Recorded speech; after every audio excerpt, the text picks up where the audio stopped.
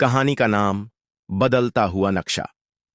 रात के घने अंधेरे में दानियाल और मुदस्सर एक पुरानी जर्जर हवेली के दरवाजे पर खड़े थे। हवेली के अंदर एक रहस्यमय नक्शा उनका इंतजार कर रहा था।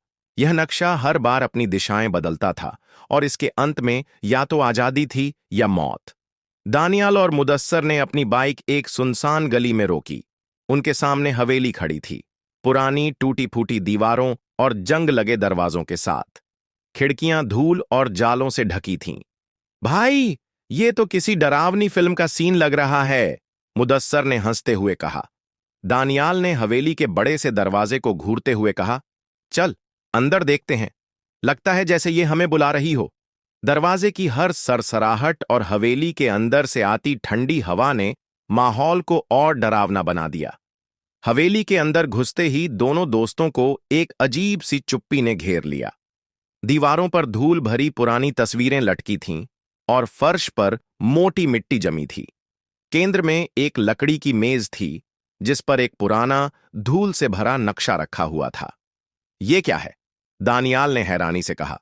शायद किसी खजाने का नक्शा, मुदस्सर ने मजाक में कहा। जैसे ही दानियाल ने नक्शा उठाया, उसके ऊपर की लकीरें हिलने लगीं। नक्शे पर एक नया रास्ता उभर आया। उस पर लिखा था, एक बार शुरुआत करो, वापस जाने का रास्ता नहीं मिलेगा। नक्शे की दिशा में चलते हुए दानियाल और मुदस्सर एक अंधेरी गैलरी में पहुंचे। गैलरी की दीवारों पर पुरानी अलमारियां थीं जिनमें किताबें और धूल भरे बर्तन रखे हुए थे। अचानक एक किताब अलमारी से गिर गई और चारों ओर ठंडी हवा फैल गई। मुझे ये जगह बिल्कुल पसंद नहीं आ रही, मुदस्सर ने घबराते हुए कहा। दानियाल ने नक्शे की ओर देखा, जो अब एक और दरवाजे की तरफ इशारा कर रहा था। दरवाजे के पीछे एक लंबी सीढ़ियों का रास्ता था। दोनों ने नीचे की ओर चलना शुरू किया। हर कदम के साथ सीढ़ियां और अंधेरी होती गईं। कहीं दूर से बच्चों की हंसी सुनाई देती और कभी-कभी कदमों की आवाज गूंजती। ये सीढ़ियां खत्म क्यों नहीं हो रही? मुदस्सर ने परेशान होकर कहा।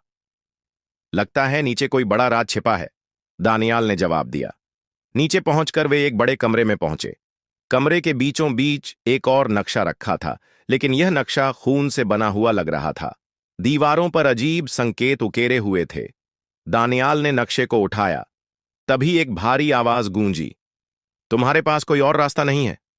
कमरे में रखे शीशे टूटने लगे और एक लाल रोशनी चारों ओर फैल गई। नक्शे ने अब दो रास्ते दिखाए, दो दरवाजे। एक दरवाजे पर लिखा था जिंदगी और दूसरे पर मौत। मुदस्सर के बीच बहस शुरू हो गई। जिंदगी वाला दरवाजा सही होगा, दानियाल ने कहा। नहीं, ये नक्शा हमें गुमराह कर सकता है, मुदस्सर ने जवाब दिया। आखिरकार दोनों ने अलग अलग दरवाजों से गुजरने का फैसला किया। दानियाल जिस दरवाजे से गया, वह उसे आईनों से भरे कमरे में ले गया। हर आईने में उसकी अलग छवि थी। कहीं वह बूढ़ा था, कहीं घायल और कहीं मृत। ये सब क्या हो रहा है? दानियाल ने डरते हुए कहा। अचानक एक आईना टूट गया और उसमें से एक काला साया बाहर निकला। मुदस्सर जिस दरवाजे से गया, वह उसे एक सूने और ठंडे बगीचे में ले गया। बगीचे में एक गहरी दरार पड़ गई और एक आवाज गूंजी, तुम्हारा समय खत्म हो रहा है। मुदस्सर ने नक्शे को देखा, जिसकी लकीरें तेजी से गायब हो रही थीं। दानियाल और मुदस्सर की चीखें हवेली में गूंज उठीं। आखिरकार हवेली में सिर्फ वही नक्शा बचा जो अपने अगले शिकार का इंतजार करने लगा।